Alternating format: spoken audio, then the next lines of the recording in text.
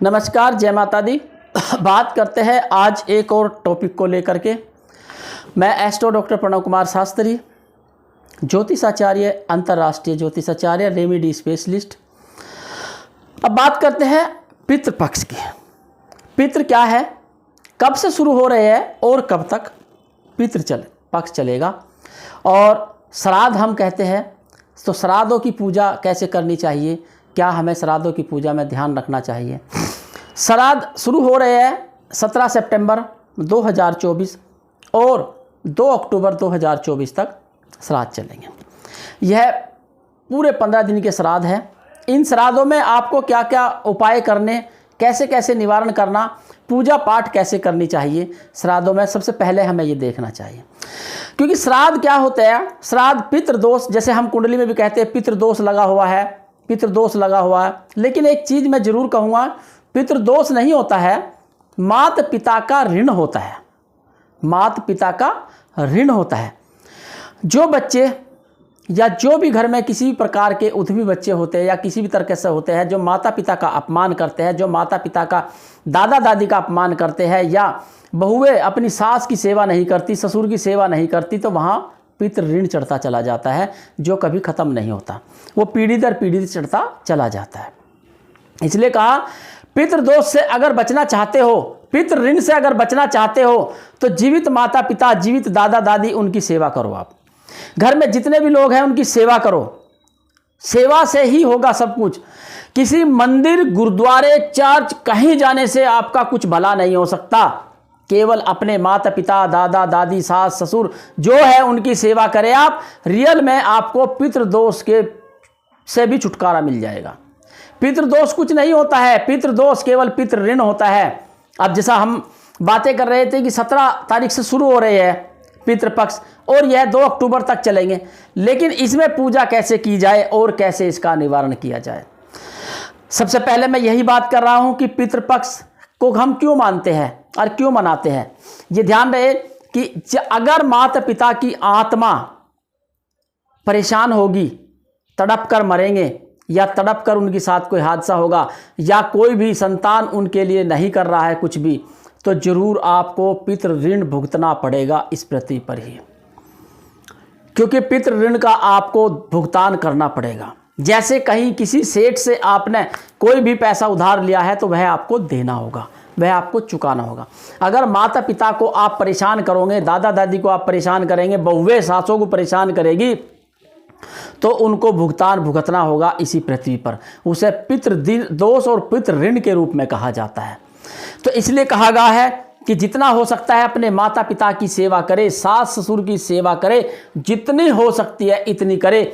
जीवन में आपको कभी पितृदोष का कोई बुरा प्रभाव नहीं पड़ेगा। ये मैं चैलेंज के साथ कह सकता हूँ। पितृदोष का प्रभाव सिर्फ उन्हीं को पड़ता है जो माता पिता का सम्मान नहीं करते, माता पिता की इज्जत नहीं करते, माता पिता का कहना नहीं मानते और माता पिता को हमेशा परेशान करते हैं। मंदिर, मस्जिद, गुरुद्वारे आप ढूंढते हो भगवान को, कहीं भगवान नहीं है। तुम्हारे असली भगवान तुम्हारे घर में बैठे हैं, तुम्हारे माता पिता। अब पितृपक्ष आ रहा है, पितृपक्ष में देखते हैं कितने अपने माता पिता की सेवा करते हैं, देखते हैं कितने। जो भोजन आप बना करके पकवान पंडितों को खिलाते हो या किसी को भी खिलाते हो, तो अगर इसी तरह से पकवान और भोजन बना करके अपने घर के माता पिता और बुजुर्गों को खिलाओ, तो आपको कभी भी पितृदोष नहीं लगेगा। ध्यान रखना आपको, क्योंकि सबसे बड़े भगवान केवल माता पिता है और माता पिता से बढ़कर इस संसार में कोई नहीं है। ध्यान रखना आप, कोई भगवान नहीं है, कोई गुरु नहीं है, कोई देवी देवता नहीं है। माता पिता सबसे बड़े भगवान है, सबसे बड़े भगवान है। इसलिए अभी जो श्राद्ध आ रहे हैं, श्राद्धों की बात हो रही थी, श्राद्धों में हम कैसे करें। फिर भी जो गलती से या कुछ भी हो गया हो, हमारे बाप दादाओं ने, हमारे किसी भी इसमें किसी ने कोई दोष करा हो, कोई दोष हो और उस दोष का भुगतान हमें भी भुगतना पड़ रहा हो, तो मैं आपको एक छोटी सी रेमेडी बताने जा रहा हूं आज। इन श्राद्धों में केवल एक ये उपाय करना, और मैं बता रहा हूं कि सारे श्राद्धों का संपूर्ण फल आपको प्राप्त होगा, अच्छा फल आपको प्राप्त होगा। जो पितृ नाराज है, वो जो रूठे हुए पितृ है, वे सब मान जाएंगे। सिर्फ एक छोटा सा उपाय करना है। घर में जितने भी सदस्य हैं सबसे पैसे इकट्ठे करने हैं। जो वर्किंग है, जो काम करते हैं, चाहे 2 लोग हो, 10 लोग हो, और जितने भाई है घर में सब भाइयों को देना होगा बराबर का हिस्सा। वह बराबर का हिस्सा लेना है पैसे लेकर के। उससे क्या करना है आपको, 1.25 मीटर सफ़ेद कपड़ा लाना है, 21 सरसों के तेल के पुए बनाने हैं, पुए गुलगुले बोलते हैं, और आपको 21 सफ़ेद रंग के फूल लेने हैं, आपको 21 कमल गट्टे लेने हैं, 21 सुपारी लेनी है आपको, 21 इलायची लेनी है आपको, 21 जोड़े लौंग के लेने हैं आपको, और खीर बनानी है आपको, और 21 बतासे लेने हैं आपको, और सुरमे की शीशी लेनी है आपको। एक ले लेना, 21 ना मिले तो थोड़ी थोड़ी डालनी है। सुरमा ना मिले तो आप गुलाब का इत्र ले सकते हो, इत्र थोड़ा थोड़ा डाल देना है उसमें। और चावल नहीं, आपको लेने हैं खीर लेनी है बनी हुई, थोड़ी थोड़ी खीर डाल देनी है दोनों में। और आपको लेने हैं 1 मुट्ठी काले उड़द, प्रत्येक दोनों के लिए 1 मुट्ठी काले तिल और 1 मुट्ठी सफ़ेद तिल। यह सब एक साथ एक डोने में इस तरह से बना कर रख देने हैं। ध्यान रहे 21 डोने बनाने हैं आपको, 21 डोने बनाने हैं। इसको करना क्या है, 21 डोनों को यह बना करके आपको बहते हुए पानी के पास लेकर जाना है, और बहते हुए पानी के पास ले जा करके आपको वह सफ़ेद कपड़ा बिछा देना है। उसके ऊपर वह 21 डोने रख देने हैं, और उनमें सबसे पहले 1-1 का सिक्का रखेंगे, 1-1 कमल गट्टे, जो सामान बताएगा वो सब 1-1 रख करके, और 1-1 मुट्ठी काले उड़द, 1 मुट्ठी काले तिल, 1 मुट्ठी सफ़ेद तिल रख करके, और फिर आपको कितने रखने हैं, केवल वहाँ पर रखने हैं आपको 16। बनवाए मैंने 21, 16 रखने हैं। 5 बचेंगे, उनका क्या करना उनका ही बताऊंगा। 16 वहाँ रखने हैं, 16 रख करके और हाथ जोड़ करके जो एक लोटा या गिलास जल का लेकर जाएंगे वह भर कर रखना है, और चारों तरफ जल डाल करके हाथ जोड़ कर प्रार्थना करनी है, हे पितृ देवताओं, जो हमसे गलती हुई है हम उसे आप क्षमा करें, उसे माफ़ करें, और जो भी हमारे विघ्न बाधाएं हैं वह सब ठीक करें। हमारे से, हमारे बच्चों से या हमारे बुजुर्गों से किसी से भी कोई त्रुटि या गलती हुई है उसे क्षमा करें। ऐसे कहते हुए आप 21 बार यह बोलेंगे, और यह बोल करके आपको बहते हुए पानी के पास रख करके आ जाना। लेकिन बचे 5 डोने, उन 5 डोनों का करना क्या है, उन 5 डोनों को आपको कहीं भी बरगद का पेड़ मिलता है, बरगद के चारों तरफ रखने हैं 5 कोने, बरगद के चारों तरफ रख करके और हाथ जोड़ करके माफ़ी मांगनी है। और बरगद का पेड़ ना मिले तो पीपल के पेड़ के पास भी कर सकते हैं आप। यह करने से आपके घर के जो पितृ नाराज हैं किसी भी गलती से, किसी भी कारण से, तो वह मान जाएंगे, और फिर आपके रुके हुए कार्य संपन्न होंगे।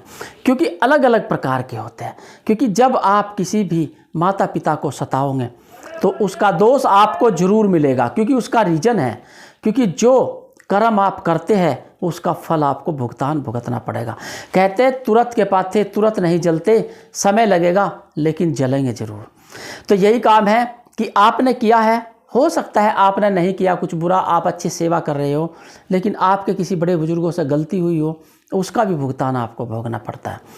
उनकी आत्मा तृप्त नहीं हो, मरते समय आत्मा संतुष्ट ना हो, तो वह आत्मा भटकती है, तो भटकती है तो फिर उसमें आपको परेशानी का सामना करना पड़ सकता है। उसके लिए मात्र यही छोटा सा उपाय करना है। यह छोटा सा उपाय आपके लिए रामबाण उपाय। हाँ, यह उपाय करें किस दिन, ये विशेष बात है। यह उपाय या तो आप एकादशी को पहले अमावस्या पहले दिन करना है, और या फिर करना है अमावस्या के दिन। अमावस्या करोगे तो ज़्यादा अच्छा होगा। मैन यह है कि अमावस्या करो तो सबसे अति उत्तम होगा।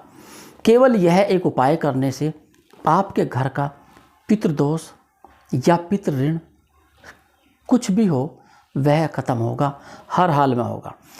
देखिए, किसी भी पंडित को या किसी भी को भी भोजन करने से आपका पितृदोष खत्म नहीं होता। पितृदोष अगर आपको, मान लीजिए आपने मेरे पास ही कहा है कि गुरुजी आप आइए, और मतलब क्या नाम का हमारे घर में माता पिता का श्राद्ध है, और उस दिन श्राद्ध की हमने भोजन बनाया है, आपको भोजन ग्रहण करना है। अब आप ये बताइए कि वह भोजन जो आपने घर में बनाया है, खीर पूड़ी सब्जी जो भी बनाया है, क्या वो मैं कभी नहीं खाता हूँ? मेरे घर में हर दूसरे तीसरे दिन बनता होगा, क्योंकि मैं भगवान ने मुझे संपन्न बनाया है।